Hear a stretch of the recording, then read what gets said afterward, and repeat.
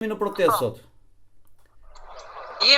Ne faktikisht jemi në rrugë në këtë momente duke mbledhur firma për të mbajtur referendum, një proces referendar që i vjen Shqipërisë pas gati 29 vitesh, 30 vitesh gati, dhe arsyeja pse ne kemi nisur këtë procedurë është për të shfuqizuar dy ligjet famkeq të investimeve strategjike dhe ligjin për paketën e maleve, i cili edhe pse është miratuar vjet, ka nisur aplikimet e para, ende nuk ka dhënë efektet e para në komunitet, ndaj dhe ne kemi dashur faktikisht duke parashikuar dhe duke lexuar, studiuar ngjashmërinë e tij me investime strategjike, ku investimet strategjike kanë vjedhur Bregdetin, paketa e maleve do t'u vjedh shqiptarëve malet.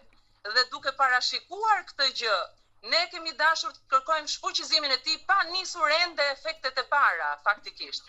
Dhe procesi është një proces masiv, unë jam në këtë momente nga terreni, ku interesi i qytetarëve ka qenë jashtëzakonisht i lartë për të shkaktuar pikërisht këtë gjë.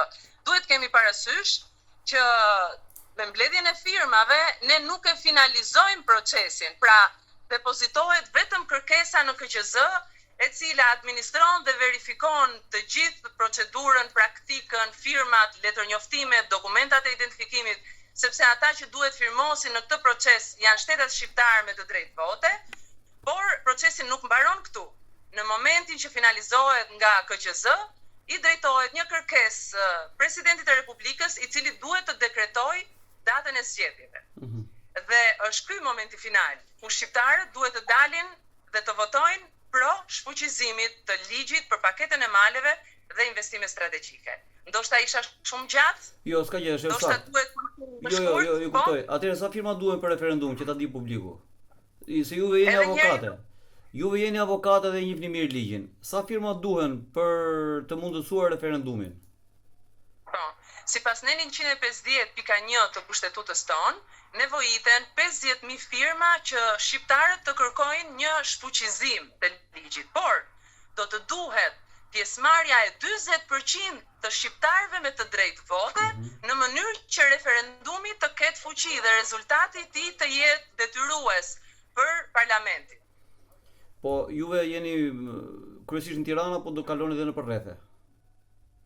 Ne kemi nisur aksionin e madh në Tiranë dhe rezultoi vërtet një aksion i madh, siç e përmenda, interesi ka qenë i jashtëzakonshëm nga qytetarët, informacioni ka mbërritur tek ata, një pjesë e madhe, pjesa më e konsiderueshme vjen e informuar dhe gati për të firmosur, dhe më pas në të shtunën do të jemi në Vlorë, ku i bashkohemi protestës në Nart atje, dhe më pas do të mbledhim firma në qendër të qytetit.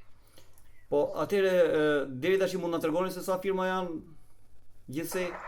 Duhet kemi parasysh që ky është një proces që shkon si me pikatore. Po, janë pika që mblidhen në një enë të madhe, por dita më e suksesshme ka qenë me 1700 firma në ditë, pra dua të them pak a shumë shkojnë nga 1000 në 1700 dhe mund të themi që për 4 ditë kemi arritur tek 5500 firma.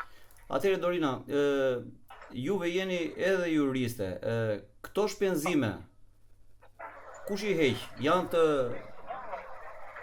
tuajat, janë të njerëzve të rastësishëm? E kuptova që më pyet diçka për shpenzimet, por nuk e dëgjova pyetjen e plot. Po, shpenzimet, letrat, po themi ne, kancelaria, styrlapsa etj, njerëzit që angazhohen, janë vullnetar?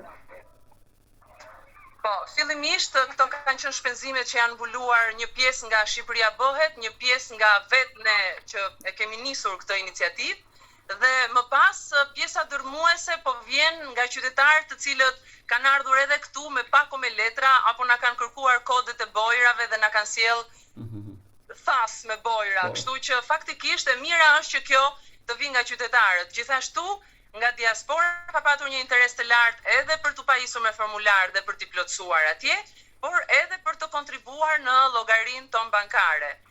Theksoj që një nevojë shumë e madhe është për të rinj të cilët mund të ndihmojnë në këtë proces për të shkruar, pra për të plotësuar të dhënat, për të mbushur formularët. Kjo sepse procesi është shumë voluminoz dhe siç e shikoni, ka një pjesëmarrje të jashtëzakonshme të qytetarëve dhe është e domosdoshme që të kemi kapacitete të mëdha për të mbuluar hedhjen e të dhënave në formular. Atëherë kemi dhe një thirrje të fundit nga ana juaj për qytetarët në gjithë Shqipërinë? Edhe më tej. Thirrja është të reagojmë në të gjitha mënyrat. Kjo është një mënyrë fantastike për të reaguar me ligj, sepse pushtetuta na ka dhënë këtë pushtetin që kur bëhemi 50.000 ne imponojmë vullnet. Ndaj, duhet ta kuptojmë që demokracia kështu funksionon me pushtetin e shumicës, duhet të bëhemi shumicë që të imponojmë vullnetin dhe të marrim në duar frenat për vendin tonë. Faleminderit Dorina, ju uroj sukses edhe punë pa lodhur. Mirupafshim. Ju falenderoj unë. Faleminderit.